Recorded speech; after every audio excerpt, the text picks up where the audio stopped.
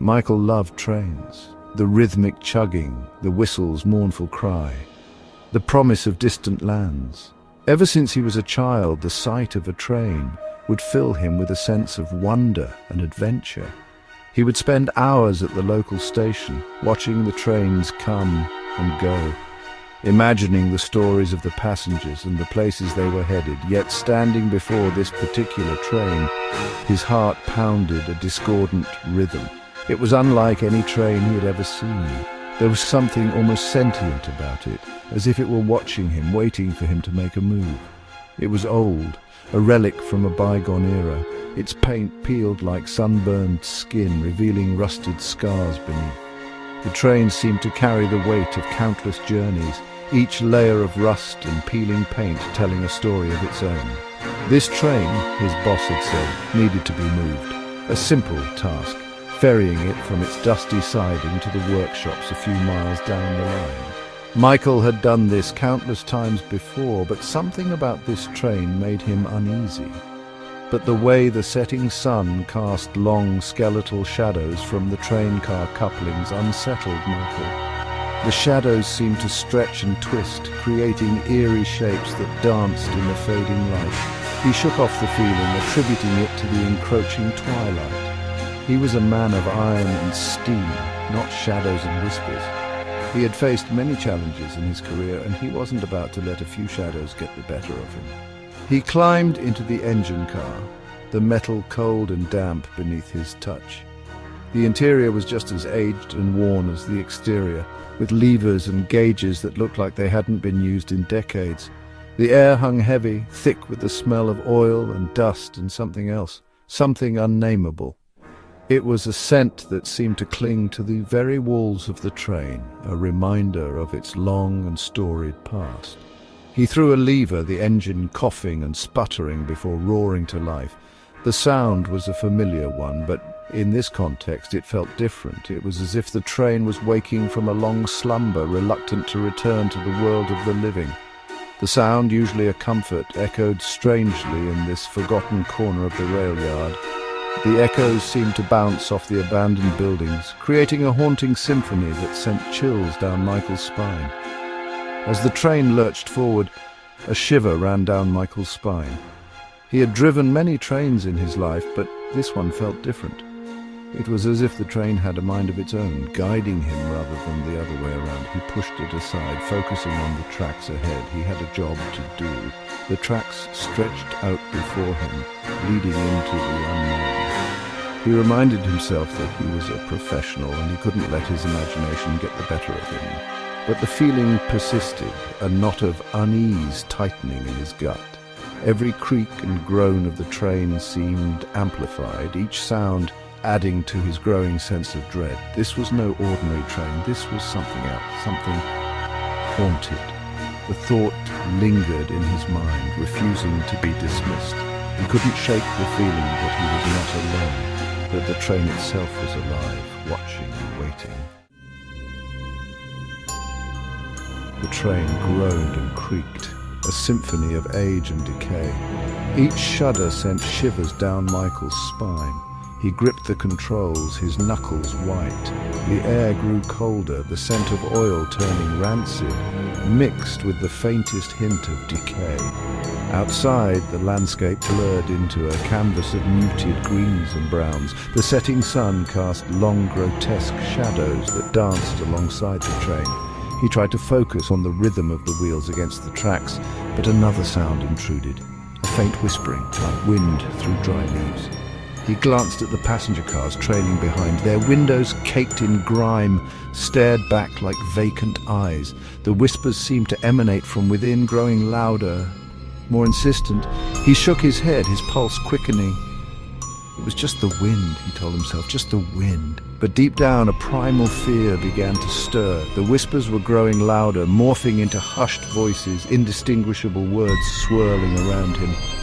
He felt a presence, cold and unseen, watching him from the shadows of the empty carriages.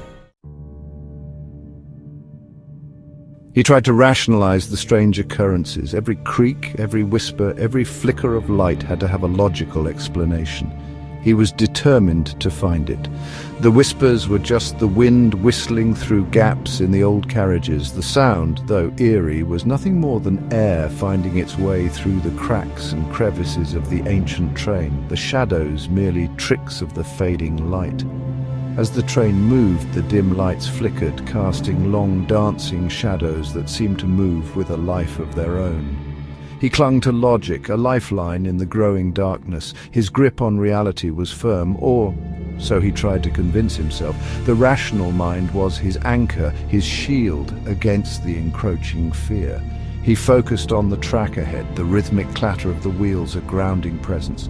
The steady, predictable sound was a reminder of the physical world, a world governed by laws and reason. He told himself that he was simply tired, his senses heightened by the solitude and the encroaching night. Fatigue played tricks on the mind, he knew that. It was a simple explanation for the strange sensations he was experiencing. There was no need for alarm. He was in control, a master of his own mind. The darkness was just that.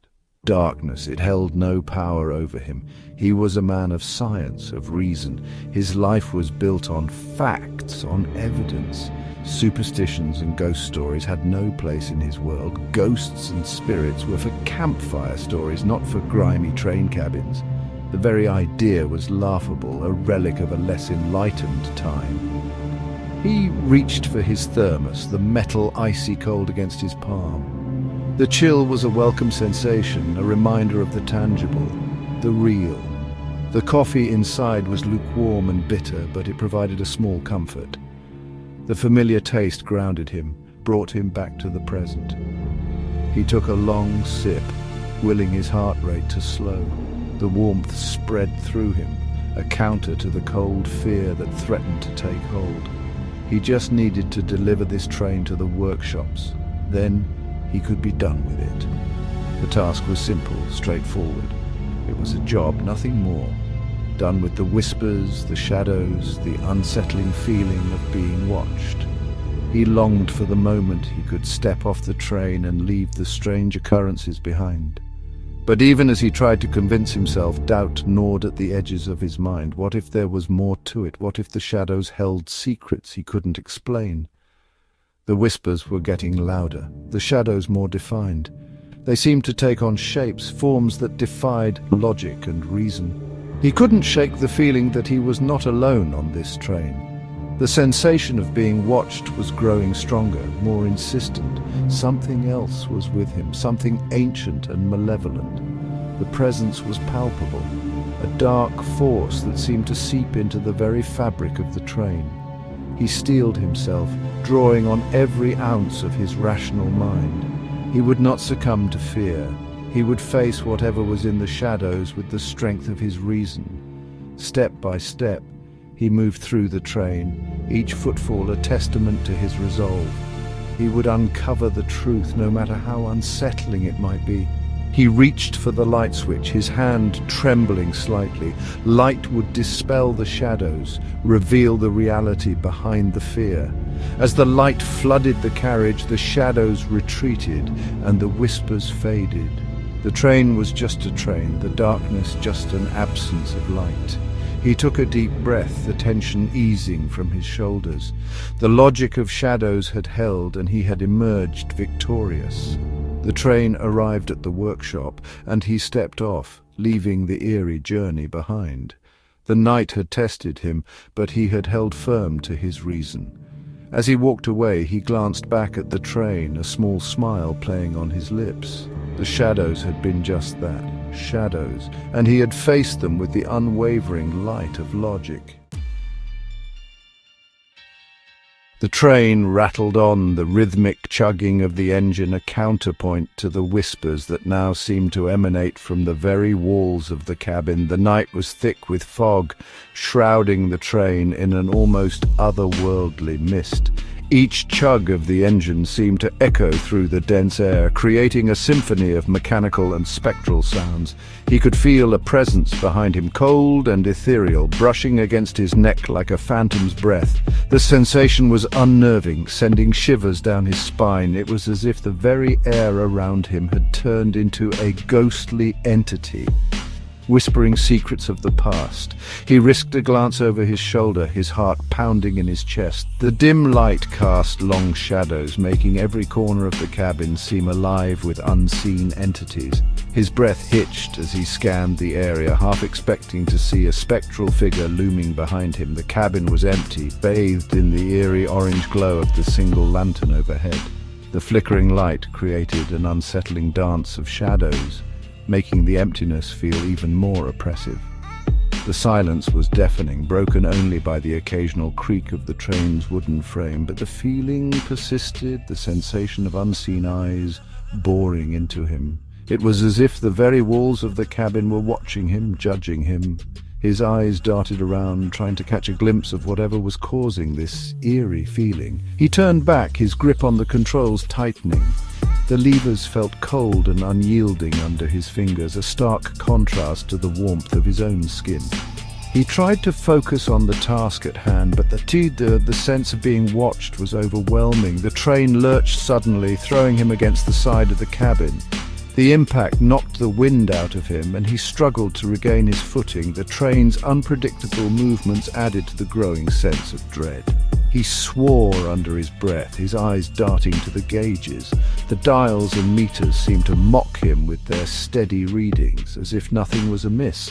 Yet the erratic behavior of the train told a different story.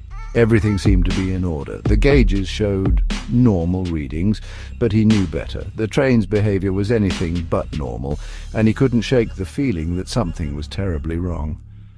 But the train was behaving erratically, speeding up, slowing down, as if controlled by an unseen hand. It was as if the train had a mind of its own, playing a sinister game with him. The unpredictability of its movements made him feel even more helpless. He wiped a bead of sweat from his brow, his fear morphing into a cold dread.